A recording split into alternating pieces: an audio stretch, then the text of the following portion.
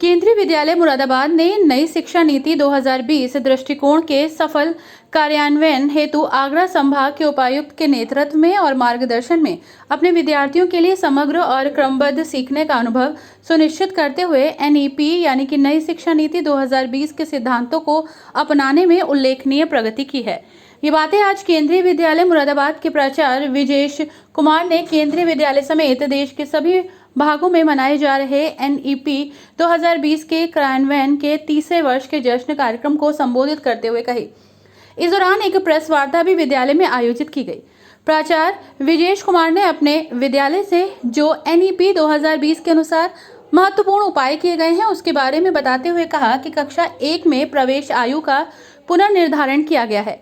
निपुण पहल के साथ विद्यालय ने बुनियादी साक्षरता और संख्यात्मक कौशल के महत्व पर जोर दिया है।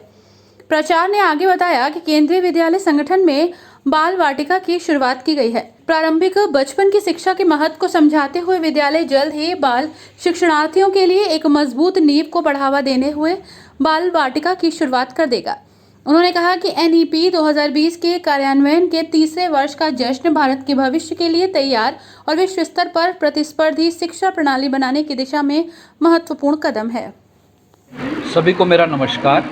नई शिक्षा नीति की आज 30वीं वर्षगांठ मनाने के लिए निर्देश जारी हुए हैं कि इसको मैसिव लेवल पे लोगों तक पहुंचाया जाए। तो उसके विभिन्न पहलुओं को, विभिन्न आयामों को, क्योंकि सारी जनता को एक साथ नहीं बताया जा सकता, तो यही विचार आया कि आज मीडिया के थ्रू सबको बताया जाए कि नई शिक्षा नीति में किस प्रकार के बदलाव आने वाले हैं, क्या क्या होने वाला है। चाहे वो क्योंकि सबसे पहले देखें कि पहले 10+2 कार्यक्रम हुआ करता था, बच्चे को 12 वर्ष का जीवन में स्कूल में रहना पड़ता था, लेकिन अब वो 15 वर्ष हो गया है।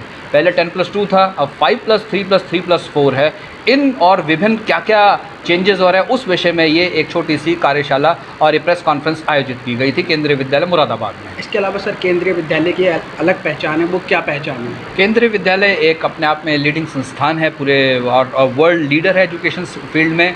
हमारे यहाँ पे पूरे भारत में 1250 केंद्रीय विद्यालय, 3 केंद्रीय विद्यालय बाहर भी हैं, जैसा मैंने यहाँ पे जिक्र किया था। अलग पहचान तो ये है कि अपने आप में लीडिंग इंस्टीट्यूट है और जो भी सबसे पहले चेंजेस आते हैं वो केंद्रीय विद्यालय में इंट्रोड्यूस किए जाते हैं।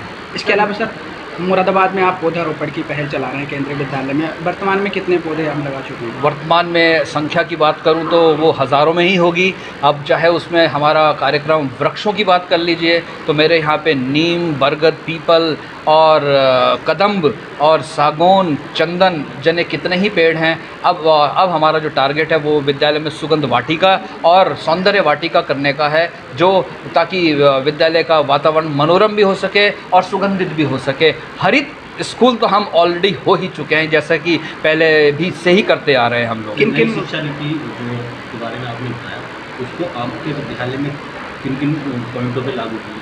नई शिक्षा नीति की जैसे ही आई थी वैसे ही विद्यालय में संगठन से आदेश मिले और हमने इम्प्लीमेंट करना शुरू कर दिया।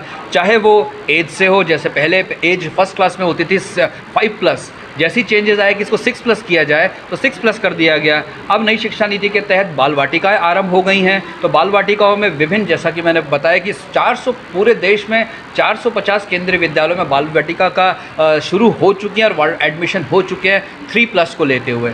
और एक और इम्पॉर्टेंट बात जैसे आप बात करते हैं वो स्किल डेवलपमेंट की है, जो नई शिक्षा नीति की बात करती है। तो स्किल डेवलपमेंट के विभिन्न कोर्सेज विभिन्न केंद्रीय विद्यालयों में भी शुरू किए जा चुके हैं। मेरे अपने विद्यालय में भी आर्टिफिशियल इंटेलिजेंस को इंट्रोड्यूस किया है। साथ में ही हम जो विभिन्न गतिविधियां हैं, जैसे गार्डनिंग हो गई, जैसे आर्ट हो गया या कल्चर हो गया, वो हमने 6ठी क्लास के बच्चों से उनको इंट्रोडक्शन कराना शुरू कर दिया है।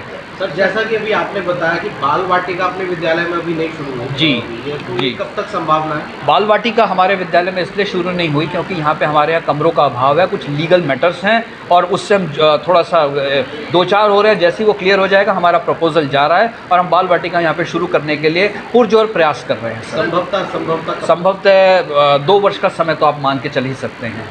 सर मेरा एक सवाल है कि जैसे ये नई शिक्षा नीति लागू हुई है, इसमें बहुत सारे सीबीएसई बोर्ड, यूपीएससी बोर्ड और अन्य तरह के बोर्ड होते हैं और अन्य तरह के स्कूल होते हैं। आने वाले समय में ये सारे एक हो जाएंगे? ये सब एक हो चुके हैं, क्योंकि सीबीएसई में ये जो नई शिक्षा नीति में एनसीएफ करिकुलम आया है, ये चाहे इंडिया का, अब क्योंकि बोर्ड की बात नहीं रही, अब सेम बोर्ड रहा, करिकुलम फ्रेमवर्क सेम हो जाएगा और उसमें एक समानता आ जाएगी। तो उसमें इस तरह का कोई विभेद नहीं रहेगा कि ये केंद्रीय विद्यालय है, ये पब्लिक स्कूल है, ये जेएनवी है या ये किसी स्टेट गवर्नमेंट का स्कूल है, क्योंकि हर जगह समानता रहेगी। कोर्स करिकुलम एनसीईआरटी का चलेगा। तो इसमें जो बुक्स का है वो सभी स्कूलों में लगभग एक ही प्रकार का रहेगा या हर स्कूल अलग अलग प्रकार के? रही बात बुक्स की, तो एनसीएफ में यही कहा गया है कि जो एनसीईआरटी प्रायोजित किताबें रहेंगी उसको करने की अभी ये प्रयास जारी हैं। कम से कम केंद्रीय विद्यालय और जेएनवी तो इसमें हम लोग इम्प्लीमेंट एज पर गाइडलाइंस ही रहेगी। सर नई शिक्षा नीति में जैसा केंद्रीय विद्यालय में एडमिशन की प्रक्रिया बड़ी जटिल है जी,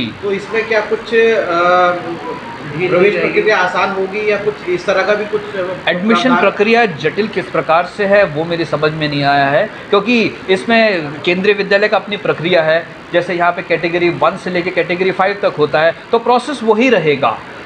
अभी तक उसमें कोई बदलाव नहीं है। वो नई शिक्षा नीति से अलग मैटर है, वो केंद्रीय विद्यालय संगठन का मैटर है। उसमें अगर कोई बदलाव आएगा क्योंकि तो वो केंद्रीय विद्यालय संगठन करेगा, उसका नई शिक्षा नीति से कोई लेना देना नहीं है। कारण क्या है, नई शिक्षा नीति एज ग्रुप की बात कर रही है तो वो हम एज ग्रुप करेंगे, लेकिन केंद्रीय विद्यालय में जो एडमिशन प्रोसेस है that is related to KVS only. So उसके लिए कोई गाइडलाइंस अगर आएगी तो हम आपको समय समय पर अवगत करा देंगे।